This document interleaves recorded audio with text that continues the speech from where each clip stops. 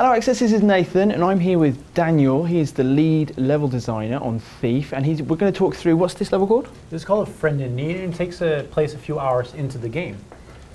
So what you'll see here is Dayport. There's a lot of panicking people in Greystone Plaza. I'm guessing it's too late to get anything from Jacob. But I am close to Eastwick's house, Baron's architect. If anyone knows a back door into the keep, it will be the man who built it. So the keep is a stronghold for the Watch faction, and you kind of, it has a big reputation, so you need kind of a secret way to get in. So you're going to take a detour and go through a manor that belongs to the Baron's architect who designed the stronghold. So it's kind of this classic infiltration mission, and we're going to show you a couple of ways of doing an infiltration. There's actually more, but we're going to show you 3 today. And Dayport is kind of different, also visually styled from a lot of other places in the game. It's more stone versus like the more poor districts have more wood kind of thing. So there's like a visual style difference. Sure. And also the loot here is a little more different. It's more like exclusive things you can find in this area. So roughly how many hours into the game will we be at this point? Oh, that depends on your style, but it's in the say a third into the game. Okay. Approximately. And so this first way through of playing, are we going to be going carefully here, or are we going to be kind of... Well, let's start with the stealthy thing. I think would be a good idea. So you can see here, just like side things, areas. If you pay attention, you can actually start exploring and going different areas. We also saw a flower that was kind of blinging. That's one of the resources you have because your health and your focus meter. Yeah. They don't regenerate. So you kind of have to start paying attention to your resources, so to speak. So we're going to go stealthy and see if we can kind of distract away and see if we can manipulate the guards to get through. It's a very big manor, so you have to like pay attention to all the guards that are here. Eastwick City House. No one ever called his work subtle. Seems I'm not the only one making a house call tonight. So one of the themes we had for this level was this guy is kind of this genius person, so he would kind of do weird things. So we want to kind of symbolize it to having secret passages and secret things and a lot of like hidden things that he would hide from his wife or whatever. And it's kind of this intrigue story of what he's doing and so on. We won't give any spoilers here, but there's like you start paying attention, start reading documents, you'll start finding a lot about what's going on here. Sure. And why the Baron is here to pick him up and things like that. So we have a couple of options here. He's used focus here just before, and you could see like the different things that were highlighted. Kind of give you an indication, okay, I could do a couple of those things, and now you have to figure out how to use those things or get to that position. Yeah. So, the ground is also a very important part for the Thief franchise. So you can also see like here, this grass, and grass makes less sound. So if he starts running, you're not going to cause a lot of sound, which means it's a good place to hide if you start getting caught. Whereas on the rocks, you make a little more sound. What you can also notice is it's raining, and that reduces the overall sound of that area. So there's a lot of these like variables that create the scenarios and make every setup very unique. It's a very textured environment, isn't it? Indeed, it's you can say that again. So a lot of details, and there's you heard like the barking of growling of a dog, which is kind of like a proximity alerter. So you have to kind of pay attention to whether or not you, if you agitate the dog, it's going to start barking and attract guards. Yeah. So there's a lot of things that you have to pay attention to, and some players, if you start knowing the map, you could be able to go through it faster, and you'll know what the boundaries are. Somebody who's just playing this, it's going to take a while to figure out what can I do, what options do I have. So as the man who's kind of leading up design on kind of areas like this in the game, I mean, how many alternative ways are there into a place like this? So in this particular case, there is what I call sub-ways, sub-multipathing, where you have a multipath, but it divides into 2 multipathing. Gotcha. Yeah, so it's like it's not just the number. I think the large scope of things, like I think it's at least 4, but some of those split into several ones, and you can combine them with other. Yeah. Depending on maybe where the patrol of the guard is, or if you have the correct tool, so there's a lot of options. And we didn't really want to make it, like staccato design. We want to kind of keep the fluidity of if you want to adapt, and some paths might have a loot in there, so you can go there, grab a loot, turn around, go back to get a more optimal path. Gotcha. But if you're a maximizer and you want all the loot, Yeah. you have to figure out which one and which order to do them in as well. Oh, okay. So naturally, traps is a part of it, and as you see here, in this case, we've upgraded and bought a tool that is a specific hardwire clipper to be able to disable traps. A man with much to hide. If the situation was different, I'd take the time to enjoy this. So there's a lot of things, there's of course the bow and arrows, and a lot of different arrows that are even non-aggressive. The water arrows back from the original Thief franchise. Yeah. You know, it's good to be able to manipulate around. So what we found here is one of the secret passages, and voyeurism is also a very important part to see kind of what's going on. I think in this particular case, you can hear there's a guy in there talking. It has to make sense, right? So, for example, the architect would use this to sneak out in the middle of the night or whatever, and he needed a way to make sure that the other side was covered, that there was nobody there, was clear. So we kind of like, okay, how do we make these voyeurs not just be holes in the wall you can see through? How do we make it so that they make sense within the context of the location? Yeah, yeah, sure. I even think one of the designers made it so that if you look at this hole in the wrong time, you know, the chef's going to be right in front, scratching his private belongings. So you might be careful when you look through those voyeurs holes. You might get shocked. It's one of the things about the game which I mean, if it was going to be true to the original games, which I played quite a lot, you know, like it's really hard to show off how you know, because you spend so much time just standing still and listening for stuff and watching patrols, and it must be really difficult for you guys to get across, you know, the kind of the patience that you need to get to really get the most out of the game. I think there's a large part of it which is just the voyeurism of being in a place and hearing people talk about subjects and giving you clues, and naturally you can just break that. You know, we don't force you to listen to it. We want you to kind of, if you're that kind of player that takes things at your own pacing and takes it slow, you pay attention to the environment, we want to reward you. We want to give you something that'll give you clues or just give you entertainment. Yeah, yeah. And that's, you know, that was always a big part for us to make sure that happens. Producer's worst nightmare, because you know you might not see it or you just do anything and you will break it. So for us, it's a reward system for the players who give themselves that extra time. Oof. That looked painful. And there's the blackjack. So he used the bottle here to call down the guards. So he heard something, hey, wait a minute, something happened down there. And he went down and he was taken out. So isolating guards, because there's also, the chef is still up there. So if he were to see the guard get taken down, he would panic and then run to get other guards.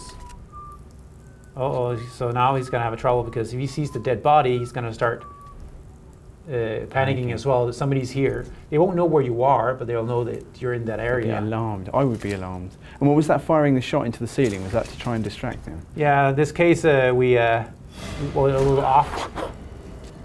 Oh, yeah. That's okay. Painful. Also notice there was glass here on the floor, Yeah. and that propagates sound a lot, because you have the cracking sound when you put pressure on it. Yeah. So just paying attention to your environment. So as we have grass to help players get away, there's also the opposite. And that's just kind of like, pay attention. The small things make a huge difference. Now, even when I was playing it earlier on, you know, it kind of brought back memories of playing the original games. As soon as I saw a piece of carpet, I was like, yes. Get on the carpet. And they function as grass as well. They kind of just dampen the sound. Yeah. So if you have a guard or somebody who's walking, you can, you know, speed up the process by just running over to him, pickpocketing or taking him down as you see fit. Depending on your play style, of course. So I think those things is not something you know, we enforce upon players. This is very important, but it becomes, when you start mastering the game, becomes a vital part of that game loop. Yeah. And for those who don't know, the difficulty is very important for us as well. So we have like regular, you know, like easy, medium, hard, corresponding difficulties, but we also have a customized mode. So for those who are very competitive nature, you know, they can go in and they can set some pretty hard constraints on playing this game. For example, my favorite is the Iron Man. Right. Which is, if you die, it's whoa, this is going to put up the tension, I'll ensure you that. But also, there's other things like, if you get seen, you die.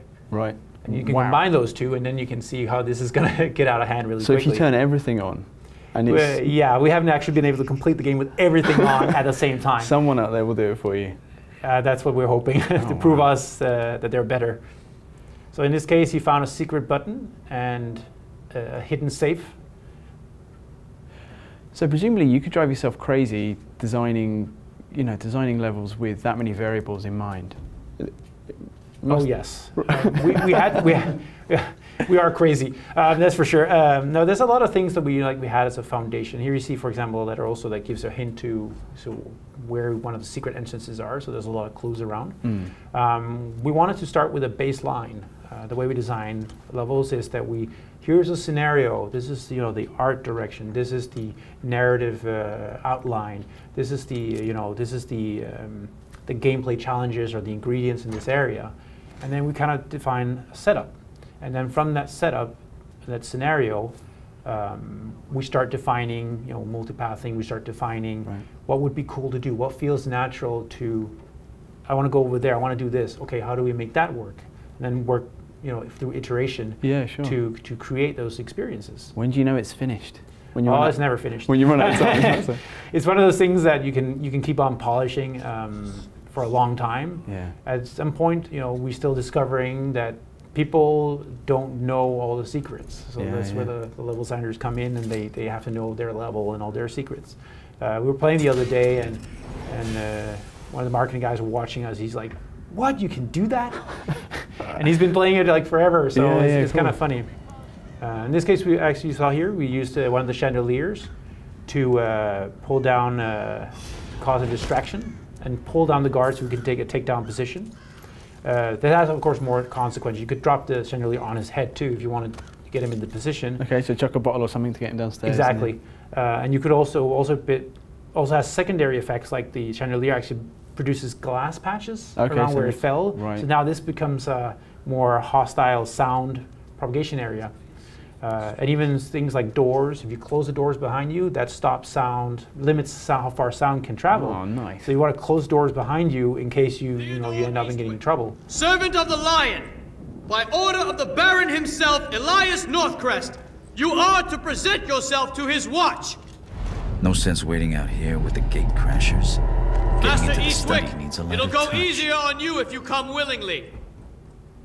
I think one of the funnier things you can Master find in this Eastwick, game release this is you door. can do exactly what he's doing now, is to sneak behind Is a he guy playing a Rat Sally Jack in there or what? right in the open, and then steal something right behind his back, pointless. and he never knew you were Get a there. shieldsman to smash That this door this with has you kind of this all weird night. insult to it, to the guard, that goes beyond just knocking him out and taking the loot. This is just the biggest insult you can do to a guard. Yeah, it's definitely again, that's what Thief is to me, and I'm sure lots of players as well, is the kind of stuff when your heart's in your throat and you just you're hoping that no one turns around, everything, and you want it to just quickly and then run away. Yeah, we call it hold breath moments. Yeah. You're like, okay, I'm gonna do something really crazy now, and let's go. And sometimes you succeed, sometimes you don't. Sometimes you restart. Sometimes, a lot of times you restart if you're that kind of player. Here somewhere? I said I've often seen the master enter here, but found it empty when I check upon him. You haven't ever nosed about for it. No, of course not. It wouldn't be my place. Ugh. So here you saw, for example, focus vision again, where we could help just filter what happens around what's interesting objects. And we have alerters as well. We have the dogs we talked about outside. We also have birds. Yeah. And birds, they react to movement and a lot of sounds. In this case, it actually attracted the guards in the room to go like, okay, they heard something, what was going on? And they're Okay. investigating the sudden disturbance. So it's like even these subtle details of not just being guards everywhere, but even within a room could be smaller subtleties. Making noise. Go see what it was.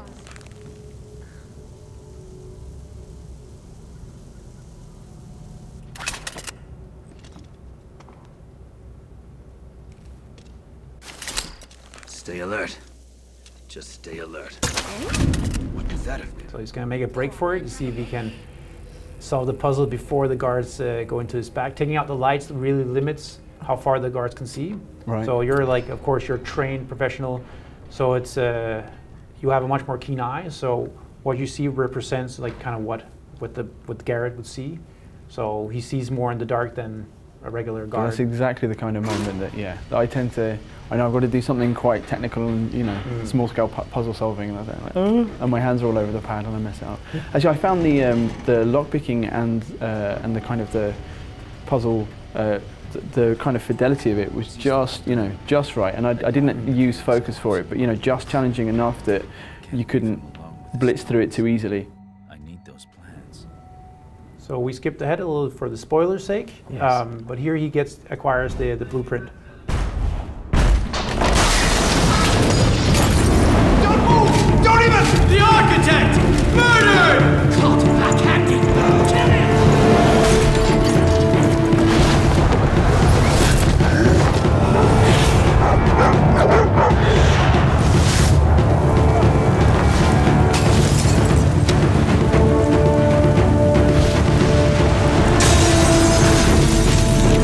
This evening,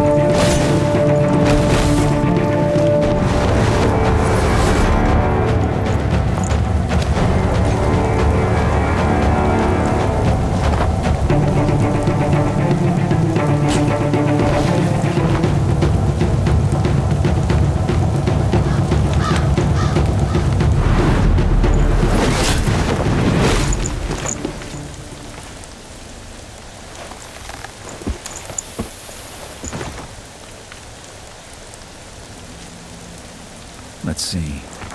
This opening at the base, some sort of steam vent or exhaust shaft. It would be suicide to break in through there. That should buy me back the element of surprise. And what's this? The Baron's great safe. Rumored to be the size of a house and filled with gold. Rumored. So we won't continue on this mission for now. We'll leave that up to for later.